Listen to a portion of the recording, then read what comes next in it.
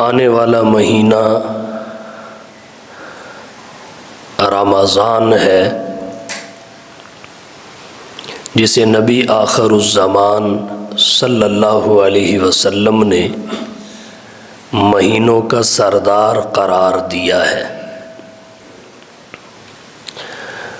حدیث مبارکہ میں آتا ہے سید الشہور شہر رمضان، رمضان کا مہینہ مہینوں کا سردار ہے۔ اس کی فضیلت و عظمت کئی طریقوں سے ظاہر ہوتی ہے، حتیٰ کہ اس کے نام سے بھی عیاں ہے۔ اہل علم نے لکھا ہے رمضان اللہ کے ناموں میں سے ایک نام ہے، اور اس مہینہ کا نام بھی رمضان ہے۔ اس طرح یہ آنے والا مہینہ اللہ رب العالمین کی ذات سے خاص نسبت، تعلق اور قرب رکھنے والا مہینہ ہے، اور لفظ رمضان بنا ہے را میم ضاد کے مادہ سے، جس کا معنی جلنا جلانا ہوتا ہے۔ ماہ رمضان گناہوں کو جلا دیتا ہے۔ اگر انسان اپنی ذمہ داریاں نبھائے، شرعی احکامات کو پورا کرے، تو ماہ رمضان میں جتنی جلدی گناہوں کی صفائی ہوتی ہے اور اللہ کا قرب عطا ہوتا ہے، اس کی باقی مہینوں میں مثال نہیں ملتی۔ اسی لیے جناب نبی کریم صلی اللہ علیہ وسلم نے متعدد طریقوں سے ماہ رمضان کی اہمیت بتائی ہے۔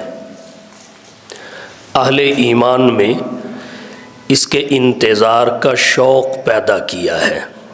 چنانچہ مجمع الزوائد حدیث کی کتاب ہے، اس میں روایت آتی ہے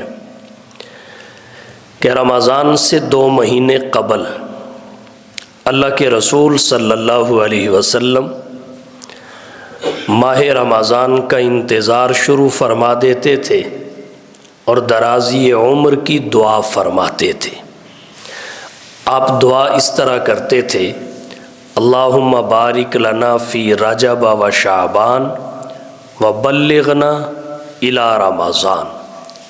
اے پروردگار، ہمارے رجب اور شعبان میں برکت پیدا فرما اور ہمیں خیر و عافیت کے ساتھ رمضان تک پہنچا۔ اہل علم نے لکھا ہے کہ ایک تو اس حدیث مبارکہ سے رمضان کا انتظار کرنا سمجھ میں آتا ہے۔ نمبر 2، رمضان کی آمد کی خوشی کا اظہار بھی ہوتا ہے۔ نمبر 3، رمضان کو پانے کے لیے درازی عمر کی دعا کا ثبوت بھی ملتا ہے۔ اللہ کے رسول صلی اللہ علیہ وسلم فرماتے تھے، اے پروردگار، ہمارے رجب اور شعبان میں برکت عطا فرما، ہمیں زندگی عطا کر، خیر و عافیت کے ساتھ ہم ایک دفعہ پھر ماہ رمضان کو پا سکیں۔ خیر کے کاموں کے لیے درازی عمر کی دعا کرنا یہ مستحسن ہے۔ البتہ بعض لوگ دنیاوی حالات سے تنگ آ کر موت کی تمنا کرنے لگتے ہیں، اس سے منع فرمایا گیا ہے، اور یہ انتہائی ناپسندیدہ ہے، عقل کے لحاظ سے بھی، نقل کے لحاظ سے بھی۔ بندہ حالات سے تنگ آ کر موت کی تمنا کر رہا ہوتا ہے، مولا مجھے اٹھا لے، کیا پتہ آخرت کے حالات اس کے لیے دنیا کے حالات سے بدتر ہوں، یہاں کی مصیبتیں، مشقتیں، تکلیفیں آخرت کے مصائب، مشکلات اور تکالیف کے مقابلہ میں بڑی ہلکی ہیں، اور آخرت کی دنیا کے مقابلہ میں بڑی بھاری، وزنی اور گراں ہے۔ لہٰذا یہ تمنا نہیں کرنی چاہیے، آخرت کی فکر کرنی چاہیے، تیاری کرنی چاہیے۔ البتہ یہ دعا کی جا سکتی ہے کہ پروردگار جب تک زمین پر میرا زندہ رہنا میرے لیے فائدے کا باعث ہو اس وقت تک مجھے زندگی عطا کر، اور جب میرا مرنا میرے لیے فائدے کا باعث ہو اس وقت مجھے موت عطا کر۔ بہرحال اللہ کے نبی صلی اللہ علیہ وسلم رجب کے مہینہ میں رمضان کی آمد کا انتظار کرتے تھے، شوق ہوتا تھا، دعا فرماتے تھے۔ یہاں سے ہمیں بھی یہ سبق ملا کہ رمضان کے آنے پر خوشی محسوس کرنی چاہیے اور اس کا انتظار کرنا چاہیے۔ رمضان کی آمد سے پہلے اپنا عبادات کا شیڈول مقرر کرنا چاہیے، ٹائم ٹیبل بنا لینا چاہیے۔ اللہ نے رمضان المبارک کا مہینہ ایک دفعہ پھر ہمیں عطا کیا، اس پر اللہ کا شکر بھی کرنا چاہیے۔ اللہ نے قرآن کریم میں فرمایا لَإِن شَكَرْتُمْ لَأَزِيدَنَّكُمْ، اگر تم میری نعمتوں پر میرا شکر ادا کرو گے، جو زبان سے بھی ادا کیا جاتا ہے، قول اور عمل سے بھی ادا کیا جاتا ہے، لَأَزِيدَنَّكُمْ، میں ضرور بھی ضرور تمہاری نعمتوں کو بڑھا دوں گا، ان میں اضافہ کر دوں گا۔ وَلَئِن كَفَرْتُمْ، اور اگر تم ناشکری کرنے لگے تو پھر سن لو ان عذابی لشدید، میرا عذاب بڑا سخت ہے، شدید عذاب ہے۔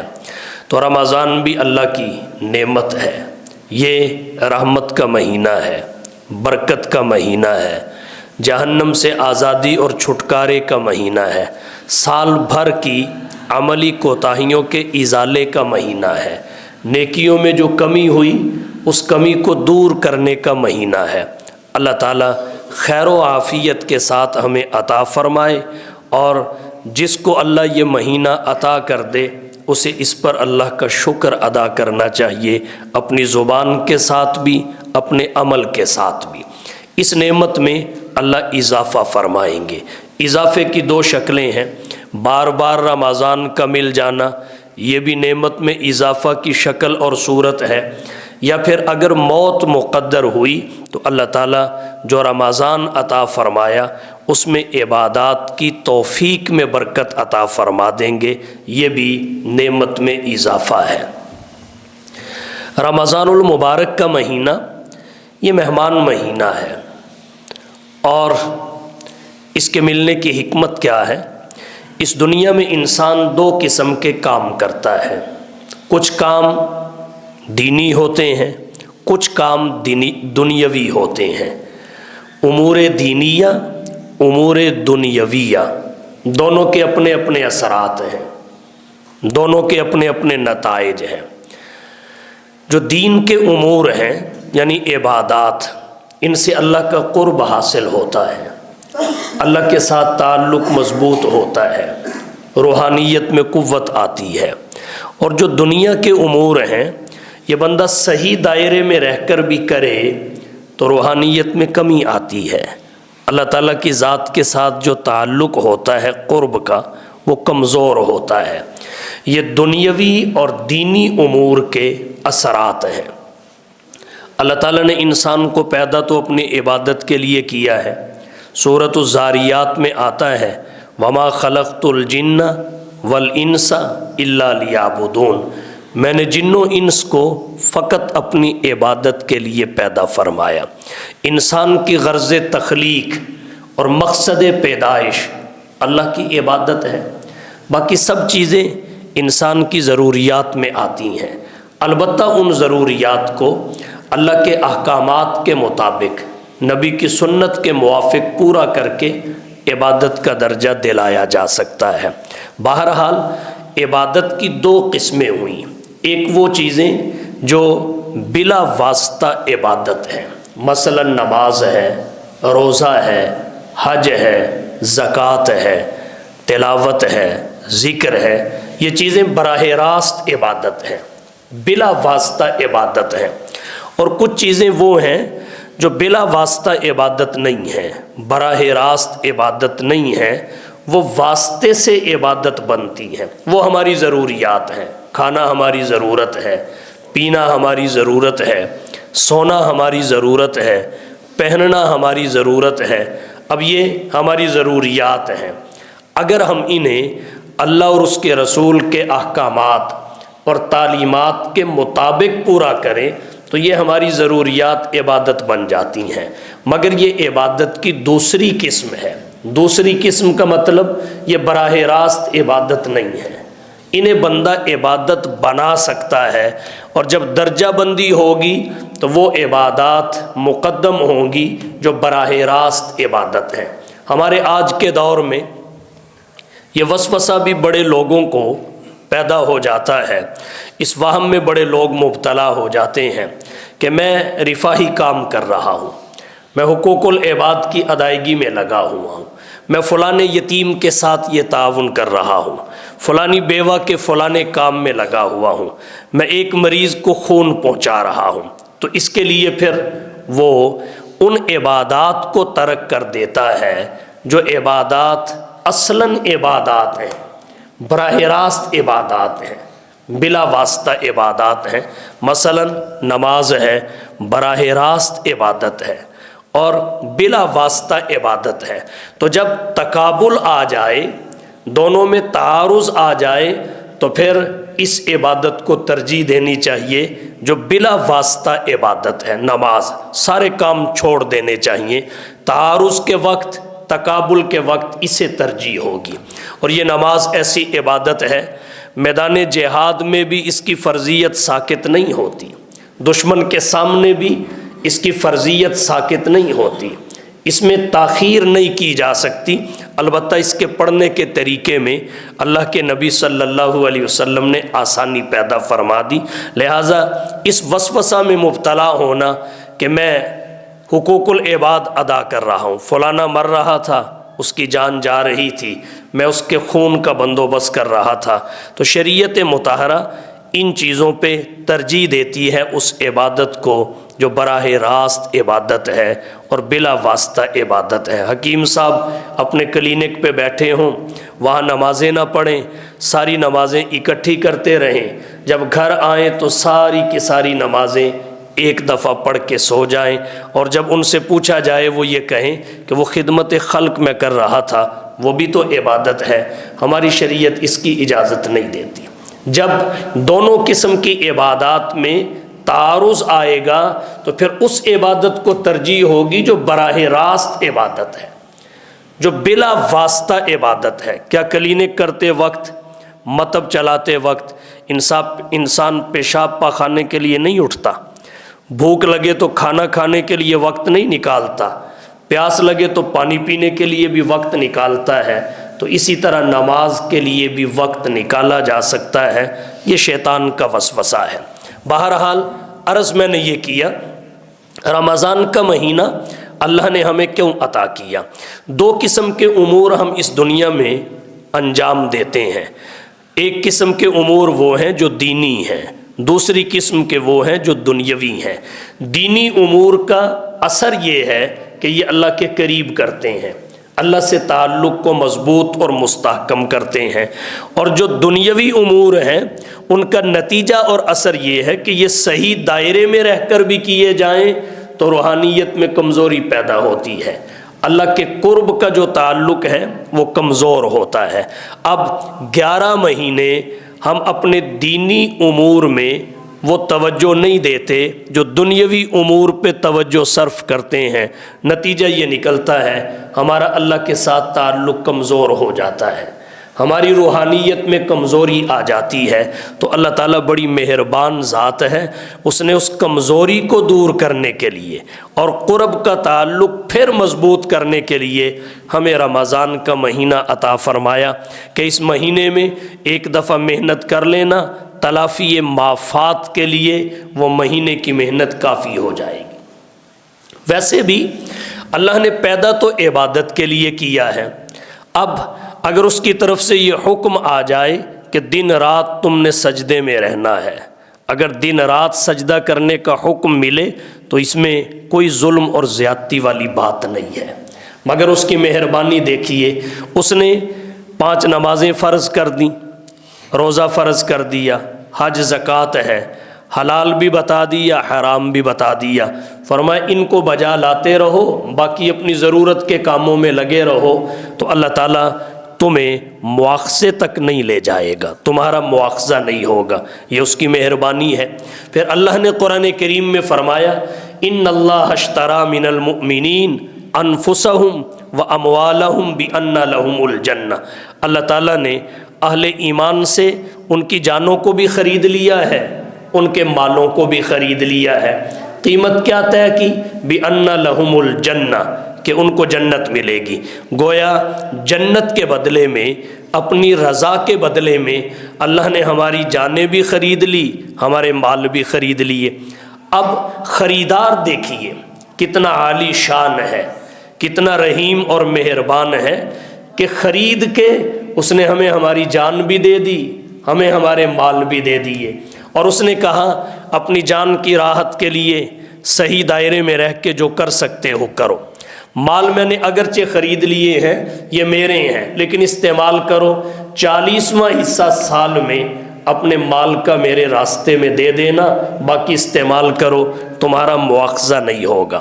اگر وہ سارے مال کا مطالبہ کرتا کہ سارا خرچ کرو، 24 گھنٹے سجدے میں پڑے رہنے کا حکم دیتا تو ظلم نہیں تھا، کیونکہ وہ خرید چکا ہے، بدلے میں اس نے جنت دینی ہے۔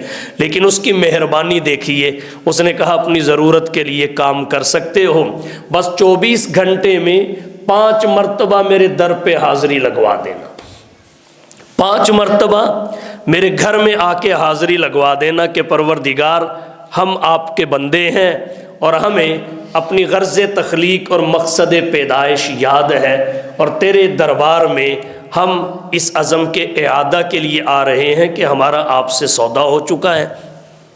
اللہ نے فرمایا اتنا کرنا، باقی اپنے کام کرتے رہو۔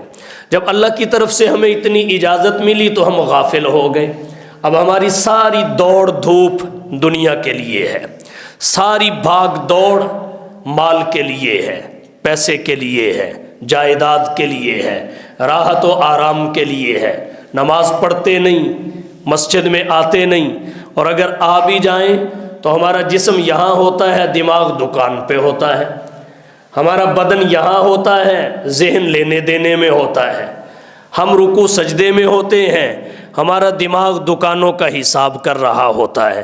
تو اس قدر دنیا میں مصروف ہو گئے کہ ہمیں اللہ تعالیٰ کا وہ حکم جیسے پورا کرنا چاہیے تھا ویسے پورا نہ کر سکے، تو اللہ تعالیٰ نے پھر مہربانی کی، کہا یہ رمضان کا مہینہ بھیج رہا ہوں، اس میں احتیاط کے ساتھ عبادات کو کر لینا، تمہاری جو غلطیاں اور کوتاہیاں ہیں میں انہیں دور کر دوں گا، نیکیوں میں جو کمی ہے اسے پوری کر دوں گا۔ تو ہمیں چاہیے رمضان المبارک کو بڑی احتیاط کے ساتھ گزاریں، اور یہ گفتگو رمضان کی آمد سے قبل اس لیے کر رہا ہوں کہ رمضان کے استقبال کے تقاضوں میں سے یہ ہے کہ ہم اپنے اوقات کو عبادات کے لیے فارغ کریں۔ ہم دیکھیں کہ ہمارے کون سے کام ہیں جو ہم نے رمضان میں کرنے ہوتے ہیں، ان میں سے کون سا کام رمضان سے پہلے کیا جا سکتا ہے، کون سا کام رمضان کے بعد کیا جا سکتا ہے، کس کو ہم مقدم کر کے کس کو ہم مؤخر کر کے اپنا زیادہ سے زیادہ وقت رمضان کی عبادات کے لیے نکال سکتے ہیں۔ اس طرح اپنے معمولات کا شیڈول بنایا جائے، ذہنی طور پہ بندہ تیار ہو، اپنے اعمال کی مشق کرے تاکہ رمضان المبارک کا مہینہ اس طرح گزارا جائے کہ 11 مہینوں کی کوتاہیوں کو زائل کر دے۔ رمضان المبارک میں ہمیں کرنا کیا چاہیے؟ ایک تو روزہ ہے، رمضان المبارک میں روزہ رکھنا چاہیے۔ یاد رکھیے روزہ فرض ہے، اس کو رکھے بغیر گزارا نہیں ہے۔ جیسے نماز فرض ہے ایسے ہی روزہ بھی فرض ہے۔ اللہ کے ہاں یہ بہانہ نہیں چلے گا کہ اگر میں کام نہ کرتا تو میرے بچوں کے کھانے کے لیے کچھ نہ ہوتا، اور جب کام کرنا ضروری ہوا تو روزہ رکھ کے کام کیا نہیں جا سکتا۔ اگر ایسا شخص ہے تو اسے چاہیے 11 مہینوں میں اس قدر کام بڑھا کے کر لے کہ ایک مہینہ میں بیٹھ کے بھی روزہ رکھنا پڑے تو اس کے لیے مشکل پیش نہ آئے۔ پہلے سے پتہ ہے اگر اللہ نے زندگی عطا کی تو 12واں مہینہ رمضان کا آئے گا، رمضان کے بعد 11 مہینے آئیں گے، ان 11 کے بعد اگلا مہینہ رمضان کا ہے۔ معمولات طے شدہ ہیں، فرائض اور واجبات طے شدہ ہیں۔ جیسے ہم شادیوں کا پہلے سے انتظام کرتے ہیں کہ جہیز دینا ہے اس کے لیے اتنا پیسہ چاہیے، کماتے ہیں، ولیمہ کرنا ہے اس کے لیے اتنا پیسہ چاہیے، انتظام کرتے ہیں، تو رمضان اللہ کا مہینہ ہے، اس میں فرائض و واجبات طے شدہ ہیں اور ان فرائض میں روزہ بھی ہے، تو ہمیں یہ پہلے سے انتظام کرنا چاہیے کہ رمضان المبارک کا روزہ رکھ کے میں کام کر سکوں گا یا نہیں کر سکوں گا۔ اگر کام نہیں کر سکوں گا تو اتنا خرچ میرا رمضان میں آتا ہے، مجھے پہلے کے 11 مہینوں میں اس کا بندوبست کر لینا چاہیے۔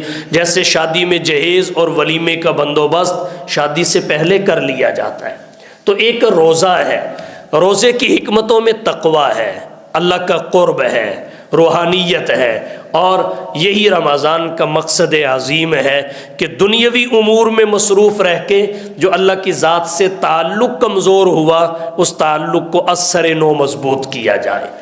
جو روحانیت مغلوب ہو گئی، بہیمیت غالب آ گئی، معصیت کے جذبات غالب آ گئے، انہیں پھر مغلوب کیا جائے، روحانیت کو غلبہ دلایا جائے۔ تو ایک ہے روزہ، روزہ چھوڑنے کے لیے بہانے نہ بنائے جائیں، بلکہ کچھ بھی ہو جائے رمضان کا روزہ رمضان میں رکھا جائے۔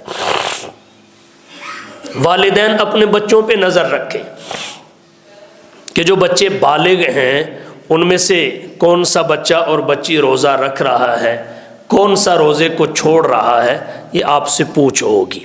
روزہ رکھوائیں، ترغیب دیں، دلائیں، اور روزہ چھوڑنے سے خود بھی باز رہیں، اپنے بچوں کو، اپنے ماتحتوں کو اس جرم سے نجات دلائیں۔ دوسری چیز ہے تراویح، تراویح پڑھنی چاہیے۔ تراویح الگ سنت ہے، ختم قرآن فی التراویح الگ سنت ہے۔ ماہ رمضان کی یہ دو الگ الگ سنتیں ہیں، تراویح الگ سنت، ختم قرآن فی التراویح الگ سنت۔ رمضان المبارک قرآن کے ساتھ گہرا تعلق رکھتا ہے۔ رمضان اور قرآن کا آپس میں بڑا گہرا تعلق ہے۔ اللہ نے قرآن کریم کو رمضان میں نازل فرمایا، شہر رمضان الذی انزل فیہ القرآن۔ رمضان کا مہینہ وہ مہینہ ہے جس میں اللہ نے قرآن کریم کو نازل کیا، یک بار نازل کیا، ایک شب میں نازل کیا، لوح محفوظ سے آسمان دنیا پر، قریب کے آسمان پر اللہ نے قرآن پہنچا دیا، پھر وہاں سے ضرورت کے مطابق تھوڑا تھوڑا حضور کے قلب اطہر پر 23 برس کے عرصہ میں نازل فرمایا۔ فرمایا انا انزلناہ فی لیلۃ القدر، بے شک ہم نے قدر والی رات میں ایک ہی مرتبہ قرآن کریم کو نازل کر دیا۔ اس سے وہ نزول مراد ہے جو لوح محفوظ سے آسمان دنیا پر ہوا۔ تو قرآن رمضان میں آیا، قرآن رمضان میں اترا، رمضان نزول قرآن کا مہینہ ہے، اور رمضان قرآن میں آیا۔ سال کے 12 مہینے ہیں۔ ان عدت الشہور عند اللہ 12 شہرا فی کتاب اللہ یوم خلق السماوات والارض۔ ان 12 مہینوں میں سے ایک مہینے کا ذکر قرآن میں آیا ہے، اور اس مہینے کو رمضان کہتے ہیں، شہر رمضان الذی انزل فیہ القرآن۔ تو قرآن رمضان میں آیا، رمضان قرآن میں آیا۔ جناب نبی کریم صلی اللہ علیہ وسلم رمضان المبارک میں قرآن کریم کی تلاوت کی مقدار بڑھا دیتے تھے۔ احادیث شریف میں آتا ہے جبریل آسمانوں سے اترتے، حضور نبی کریم صلی اللہ علیہ وسلم کے ساتھ قرآن کریم کا دور کرتے تھے۔ رمضان سے رمضان تک جتنا قرآن نازل ہو چکا ہوتا، جبریل آتے، وہ رسول اللہ کو سناتے، رسول اللہ ان کا سنتے، پھر رسول اللہ ان کو سناتے، جبریل رسول اللہ سے سنتے۔ تو یہ قرآن کریم کا دور ہے، اور قرآن کریم کو یاد رکھنے کے لیے، حفظ قرآن کو پختہ رکھنے کے لیے قرآن کریم کا دور ضروری ہے۔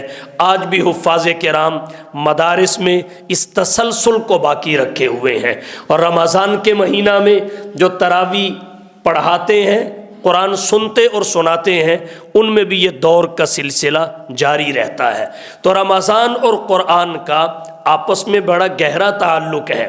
عام دنوں میں اگر قرآن کریم کے ایک حرف کی تلاوت پر 10 نیکیاں عطا ہوتی ہیں، تو ماہ رمضان میں یہ 10 سے بڑھا کر 700 تک پہنچا دی جاتی ہیں۔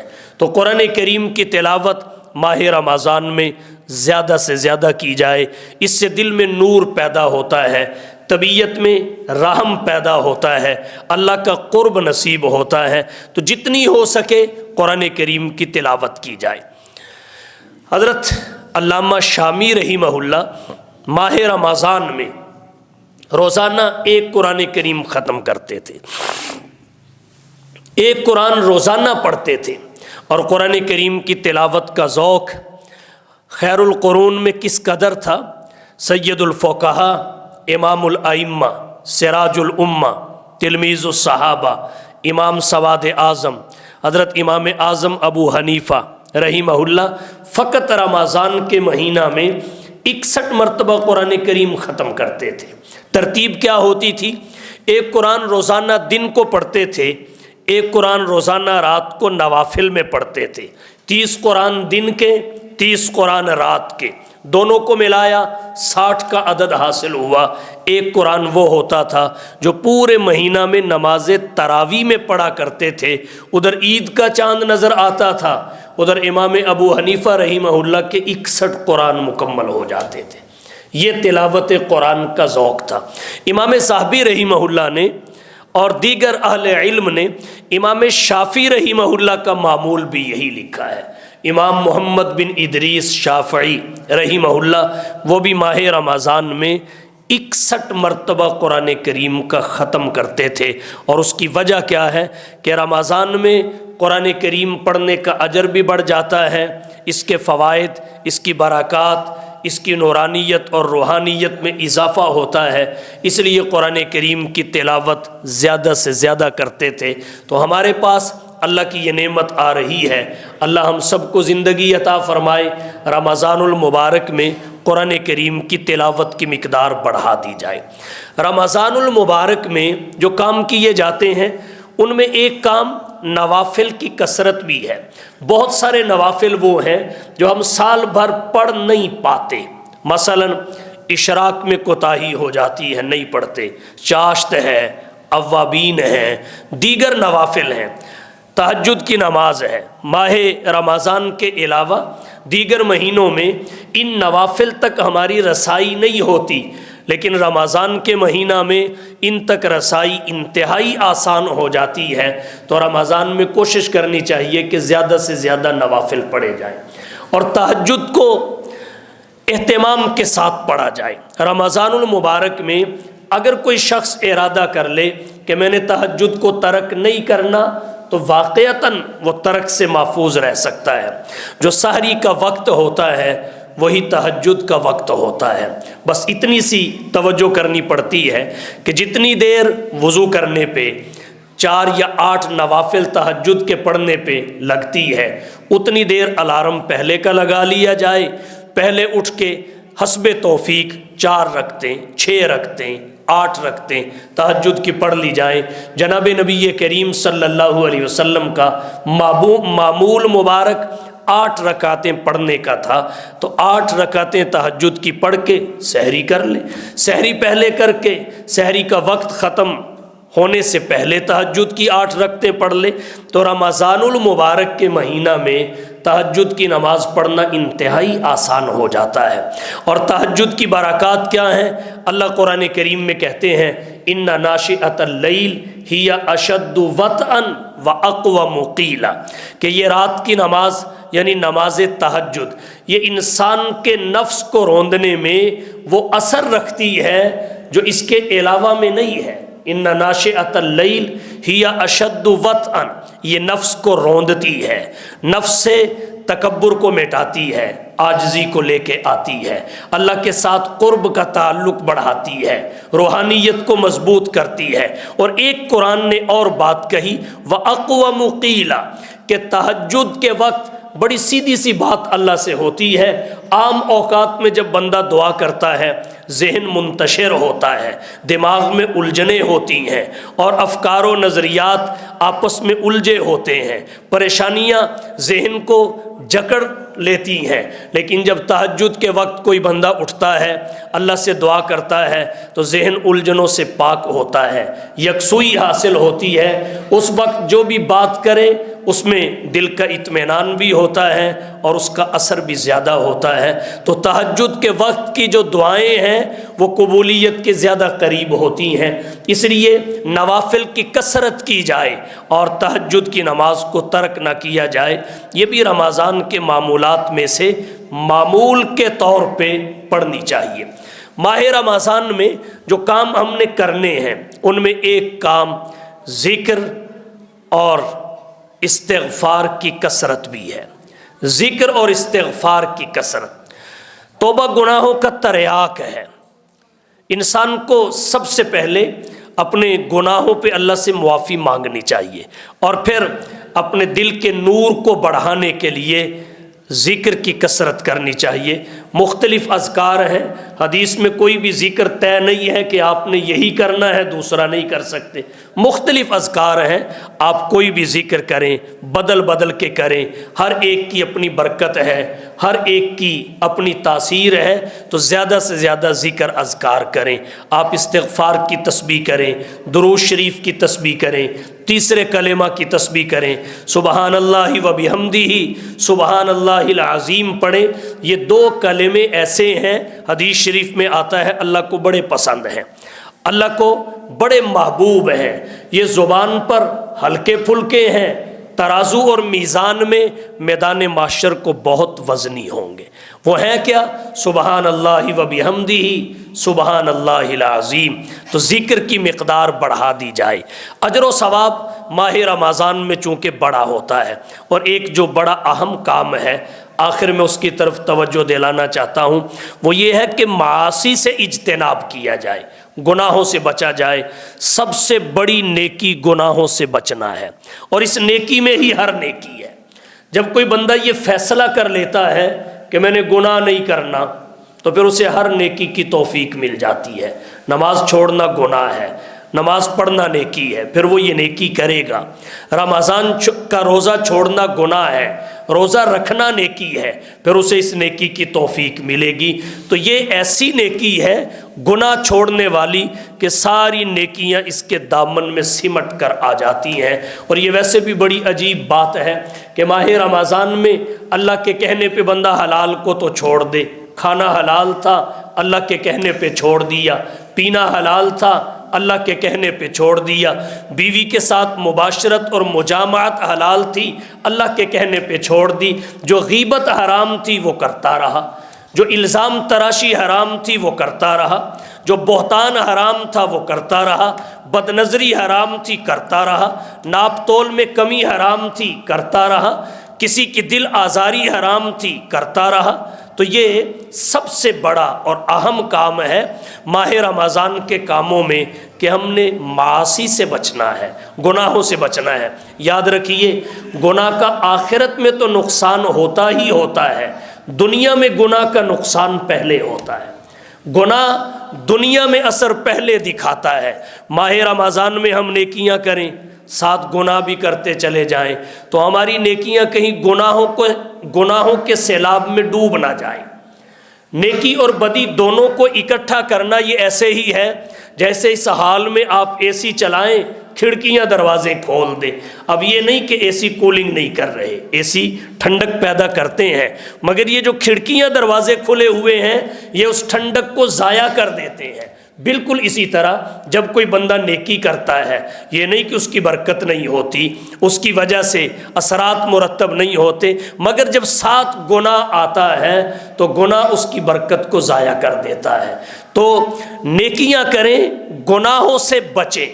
گناہ دنیا میں نقصان پہلے کرتا ہے، اور گناہ کے دنیاوی نقصانات میں ایک سب سے بڑا نقصان یہ ہے کہ انسان کا دل اطمینان سے خالی ہو جاتا ہے، اس کا سکون چھن جاتا ہے، اطمینان جاتا رہتا ہے. یاد رکھیے، مال و دولت میں سکون نہیں ہے، عہدے اور شہرت میں سکون نہیں ہے، بڑی گاڑیوں اور بنگلوں میں سکون نہیں ہے. سکون اللہ کے ذکر میں ہے، اللہ کی یاد میں ہے، اللہ اور اس کے رسول کے حکموں کی تعمیل میں ہے، اللہ اور اس کے رسول کے احکامات کی بجا آوری میں ہے. تو گناہ کا پہلا نقصان یہ ہوتا ہے کہ اطمینان اور سکون چھن جاتا ہے. دوسرا نقصان یہ ہوتا ہے انسان کے رزق میں تنگی پیدا ہو جاتی ہے، رزق تنگ ہو جاتا ہے. اگر کسی کے ذہن میں یہ سوال پیدا ہو کہ ہم نے تو بڑے بڑے گناہگاروں کو پیسوں میں کھیلتے دیکھا ہے، ہمارے دور اور زمانے میں بڑے بڑے مالدار گناہگار ہیں، بڑے بڑے گناہگار مالدار ہیں، تو یاد رکھیے اگر وہ نیکی کے راستے پہ چلتے تو ان کا مال اس سے بھی زیادہ ہوتا.